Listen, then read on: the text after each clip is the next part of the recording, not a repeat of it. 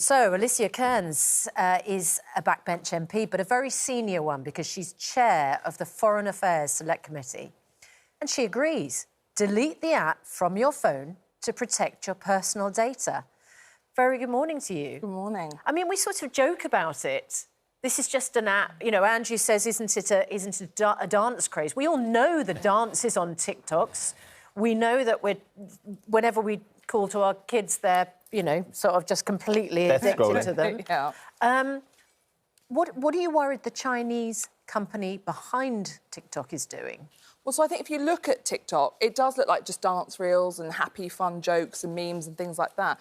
But actually, what you are giving TikTok is your locations. You're giving them your network, so who you're friends with, who you're not. You might be sharing with them information or interests you have that you might not want to be public. And the reality is that data is all going back to ByteDance, which is the company that owns TikTok. Now, this is a Chinese state-owned firm.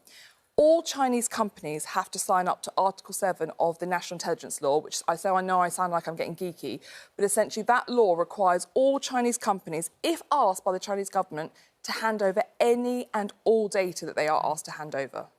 What is it? It's the link between business and government.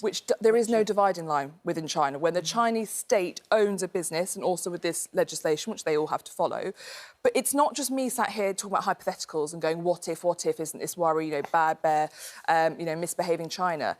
TikTok has admitted that their staff in their so-called investigation unit hacked into, well, I guess hacking isn't fair because they've got the data all to hand.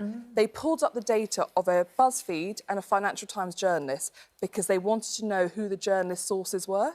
So they went in and looked at the locations these two journalists have used. This happened last year, to try and track down who their sources were because people were whistleblowing from inside TikTok to these journalists. So, listen, my 16-year-old will turn around and say, if you're a journalist, I can understand why that would be a concern.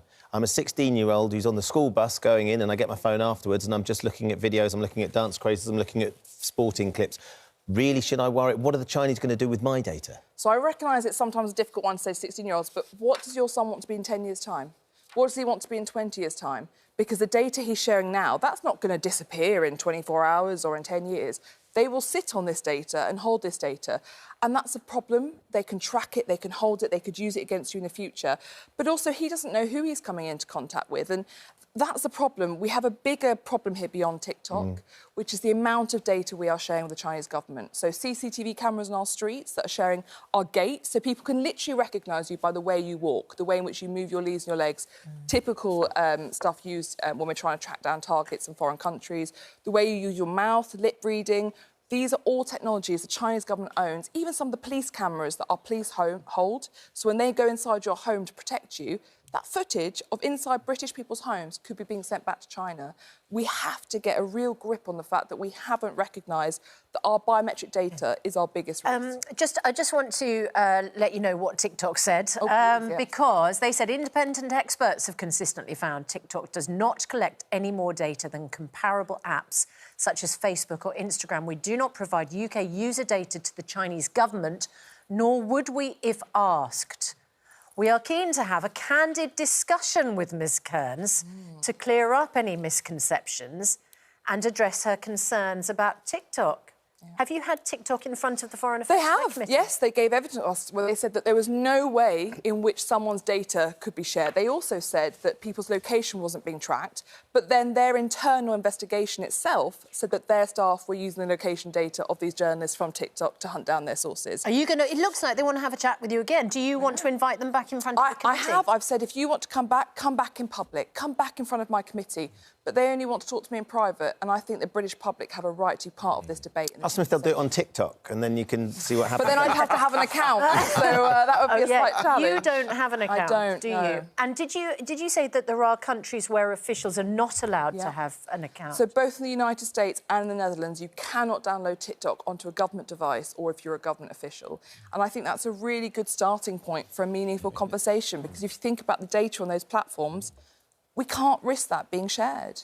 Should it be banned here? for government officials? For government officials, without question, it shouldn't be on their platforms. You know, I encourage my colleagues not to use it. But there is a real challenge where people want to get re-elected, and TikTok is the best way, as you were saying. You know, TikTok is a great way to reach young people. But ultimately, that vulnerability in the message it sends to young people isn't the right one. Do you revive Matt Hancock's app instead? I'm not sure any of us need to watch Matt doing any more ironing, so I think that's, fine. Angie, Kevin, thank you very much indeed. Alicia Kearns, thank you. We look forward to TikTok's appearance in front of your committee again. My door's open.